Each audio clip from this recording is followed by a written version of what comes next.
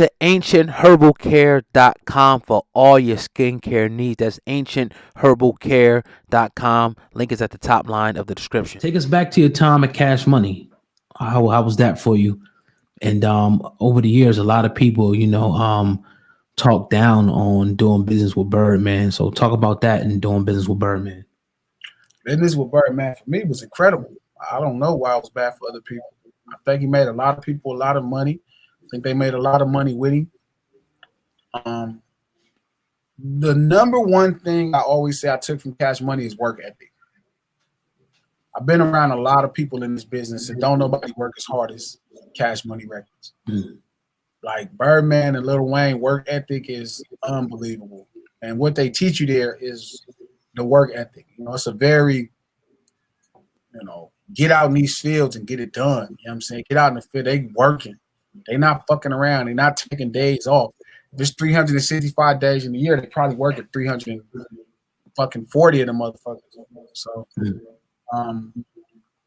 it was a good amount of time, but that's what I picked up the most. I think that became the token gem of being with them. How to work, how to record, how to go when you don't feel like recording. Right. Was that story? It happened a long time ago. It was a video, and I don't know if you know or not. Well, it was supposedly Lil Wayne. I think he was in Cali, and they said, like, I don't know what set it was that surrounded his car. Was that true? You know anything about that? That didn't happen to Lil Wayne. That happened to Birdman. That was Birdman. Okay, so that was real. Okay, that was real. That was real. They was in a Valley Crip gang neighborhood. Oh, okay, it was Crip. Okay, I got you. And it was literally right behind Spider Low Studio.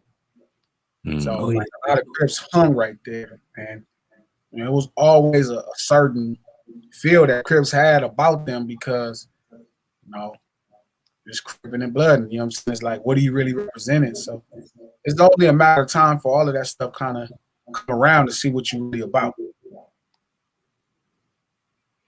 Gotcha. He just Birdman just recently went on an interview and he explained himself about obviously kissing Lil Wayne years ago. People took a lot of joking with that, and he did his explanation. I bought it. I felt it. You know what I'm saying? Because I got a son and I kiss him on his forehead. I'll kiss him on the fucking lips, but that's neither here nor there. If that's your prerogative, if that's your son, that's your son. Talk about that. The whole kissing thing? Do you think that was overblown and overshot years and years? And do you how do you think about it? Hell no, it wasn't overblown. It was weird. It was strange to people. Yeah. But I agree the relationship is very much father and son. And in our communities, we don't kiss our sons on the lip. But, Bird is he's exposed to so much culture and so many different ideas. He's such a brilliant person, very, observant and intelligent. So I don't know what the fuck they was thinking personally, but I never seen him do it. I heard about it. I almost think he did the shit on purpose on TV just to talk shit. That kind of genius. I don't know, you know what I mean? So their relationship very much is father and son, though. That is no joke. That's real. Definitely. I want to talk about your relationship with the late, great Nipsey Hussle. Talk about that, man, for our audience.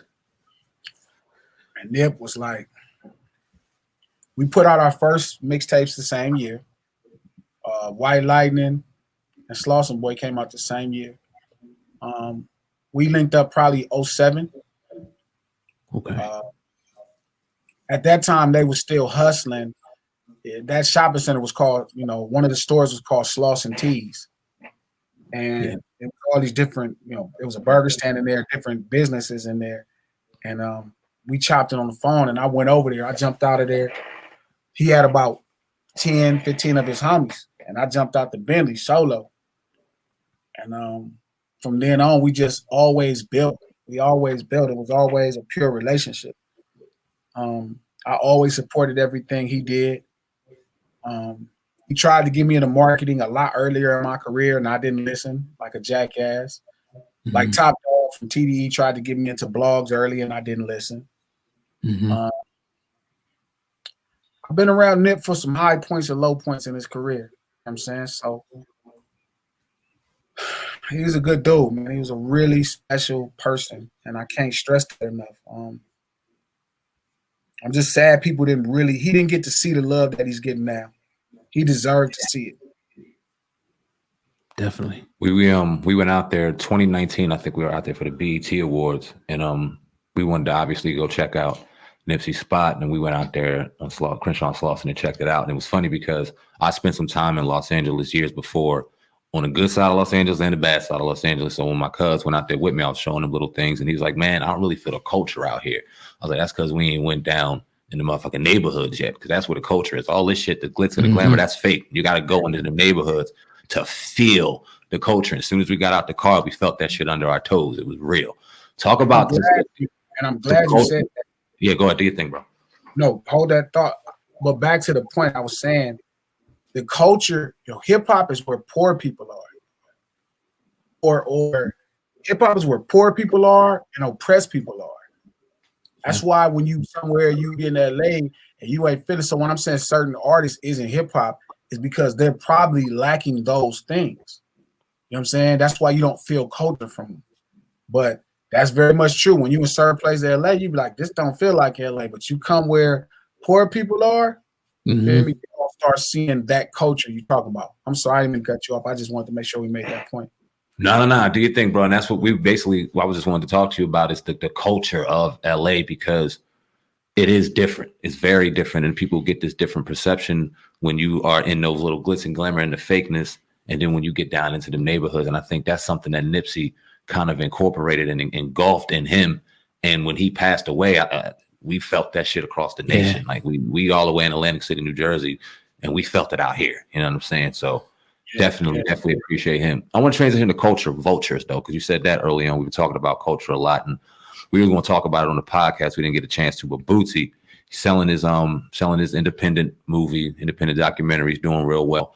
But he called himself MLK, and he went in on the culture saying that a lot of us are Uncle Toms because we'll pay for this, or we'll do the white media, but we won't do the black media. And I personally thought that was a little hypocritical because he feeds, in my opinion, one of the biggest culture voters on the planet.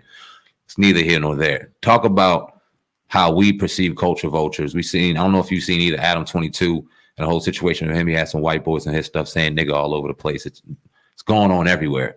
Talk about the culture vultures within the culture and how us as a culture should move amongst the vultures. Is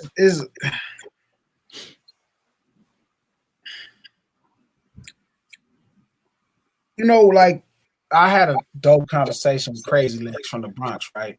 Crazy Legs is kind of around when hip hop first started, one of the first dancers, breaking, fucking it up to break beats. And we were talking about white people, being around to help spread the culture in his infancy, as an infant, when hip hop was an infant. And it's still around today. There's white people within the culture, right, to spread it in its infancy. Even now as an adult, hip hop is, what was the birthday? 40? Somewhere close to there, like 40 something.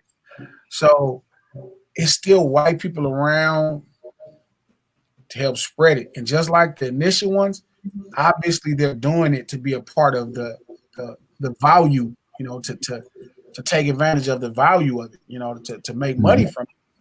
Right. How to deal with them is always going to be tough. Adam 22, for example, right? You use him, so I would assume that, you feel he's a vulture of the culture, which, it could be fair. I don't really, like, I've met Adam. He was a cool dude, and I know he's helping my boy AD. I don't know him personally to even say no, and I don't know. Like, I've talked to him, did an interview with him.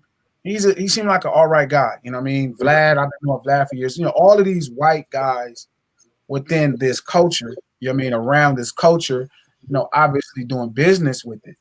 I don't really have the correct way of how to deal with it, but I definitely feel a lot of the issues with it for fucking sure.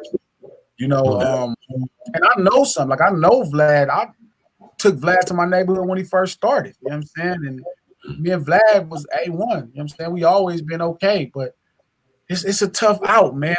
Our culture is so valuable and everybody knows it. except us. So, I'm glad. The best thing we can do, and Boosie said this, right, is make sure we show love to all the people spreading the gospel of our culture that look like us as well.